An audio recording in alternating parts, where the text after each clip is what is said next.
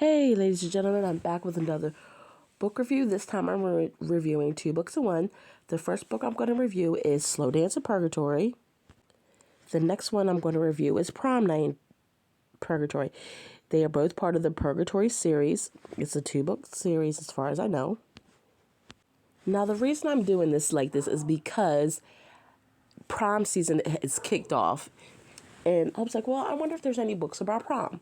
I stumbled across Prom Night in Purgatory, and I read it first, not realizing it was part of a two-book series, to be honest. So then when I found out, I was like, well, let me go and read book number one. And now I have to say, just because I read the first book, it did not detract from book one at all. If you hear my dog bark in the background, I'm sorry. So, Slow Dance of Purgatory.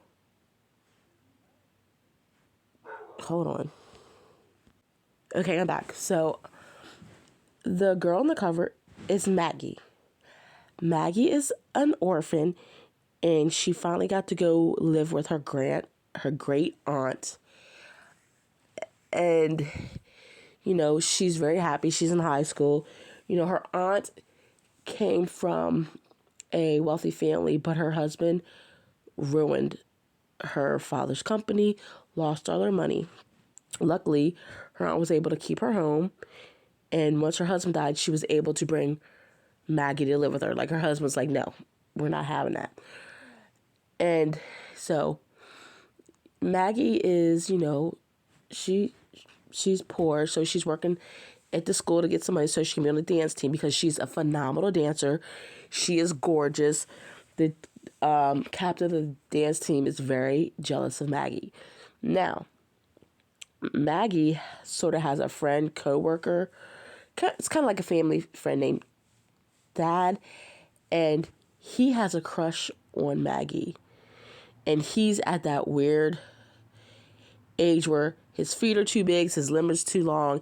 He hasn't grown up to be the man. He's like at that awkward state of puberty, but he really does care for Maggie. And she's just like, I care about you, but not like that, so it's not going to happen. Well, lo and behold, you find out Maggie can see ghosts. And Maggie's seen a guy named Johnny in the school, and she kind of mentions it to Gus, and Gus tells her the backstory of Johnny. And Johnny's been trapped in this school for 50 years. And he realizes that Maggie can see him. And it's weird because Maggie can see him only if she's not wearing her glasses. So half time she doesn't wear her glasses or whatever, so she can see Johnny. Like, they talk, they hang out. You figure out that Maggie has dyslexia. So, like, Johnny's helping her read, and they begin this romance, and it's tender and it's sweet. But and Johnny knows it can't be any more than what it really is. Because he's dead. He's in purgatory. Now, Johnny died when he was in his 50s. And the thing with this is, Johnny and his brother both were killed. It was kind of accidental. And what happened was Johnny, well, we'll get into another book. What happened was Johnny's brother fell. Johnny got shot.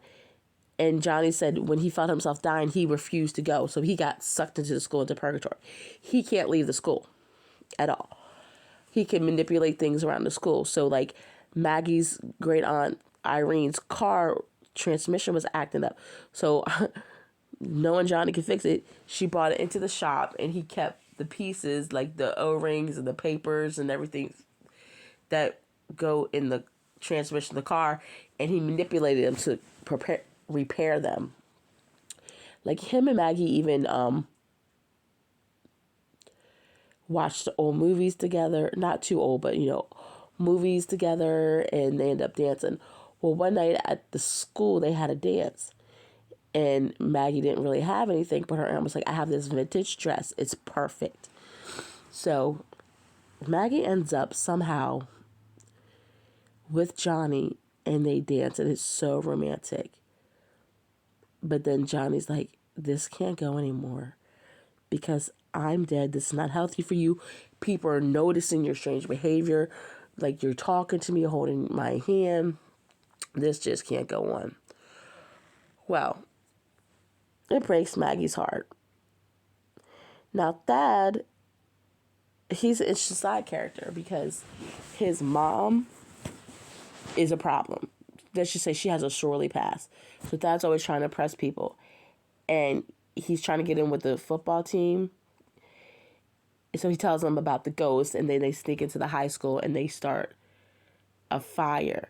But the thing is, they were playing with a Ouija board, and it spelled out the name Roger, which is her Aunt Irene's late husband.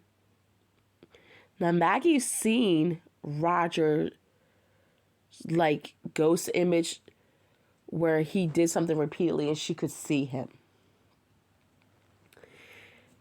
Well, lo and behold, Roger's spirit is lingering around. And I think the kids playing with the Ouija board allowed him into that school. And then there was a fire. So I'm wondering if Roger set the fire. Doesn't tell you clearly. And so Johnny rescues Thad and he rescues Maggie. And he somehow busts out of the school in this book. Then they find him, and his sister is like, I know him, that's my brother, but he's supposed to be dead. And the thing is, Johnny got shot. Everyone knew Johnny got shot, but he disappeared. No one knew where he went, and he was trapped in school for 50 years. That is this book in itself. The book was a great read. It was easy. I would give it 3.5. It's not my usual book that I read, but it was really good. And I love the fact that the titles of the book are titles of old songs. So let's go on to book number 2. Book number 2 starts off right where book number 1 ends. Johnny's in the hospital. Maggie's in the hospital. They get Maggie to wake up because she didn't want to come out. She thought she lost Johnny. Well, the problem is Johnny doesn't remember the last 50 years of his life when he was in Purgatory. So this book is about Johnny regaining his memories, trying to fit into the new time that he's in, and Maggie realizing, I love him. He loves me, but he doesn't remember me. And you find out from Thad's grandfather, Gus, who was a janitor at the school, that yes, he was able to see Johnny. And he's like, Miss Margaret, I know you see Johnny, but I need to ask you some things. Well, come to find out, Maggie is able to slip into the past, which is very, very dangerous. Because Gus was like, my grandmama was able to do that when she lived in places that her family lived into, or she was someplace that events of her family where she could get drugged into the past. And that's what was happening to Maggie. She was getting drugged into the past, which is an interesting thing if anyone ever thought about time travel or whatever, because this is kind of what she does. She's traveling time. Because they made an interesting point. How much are you changing in the past? Because we're supposed to live time in a straight line. But what if it's not really time in a straight line? What if it's circular or infinite and you can actually change things? But are you going to change things for the better? Like one instance was where Gus's grandmom was working with somebody and she stopped the girl from being attacked. And when the girl got back, when Gus's grandma got back to where she was, she noticed her employer had the same name but was completely different because she stopped a woman from getting attacked and it changed who the child's father was, which is interesting. And that's what's happening with Maggie and Johnny. Every time Maggie goes back, she's altering the past. And it's like, is this a good thing or a bad thing? And I will say this, she and Johnny get to know each other in the past. And in the future, Johnny's like, I don't remember this. I didn't remember this. And all of a sudden today I woke up like a fresh new memory. So when she's in the past, she's changed things so much. She's making new fresh memories for everyone. Now the interesting thing here is it's a happy ending book. I'm not going to give it all away because I know I gave a lot of book one away, but it's good. You should read it anyway. My question through all this is, what happened to Roger, the ghost of Roger? Because Roger hates Johnny, hates Johnny's family. So what happened to him? And I'm going to leave you with that. This was a good little book series to read. It had, little dances and proms. It wasn't too much of the prom thing, but it was just enough to say, okay, I read a little book about prom. So I'm going to stop babbling, ladies and gentlemen.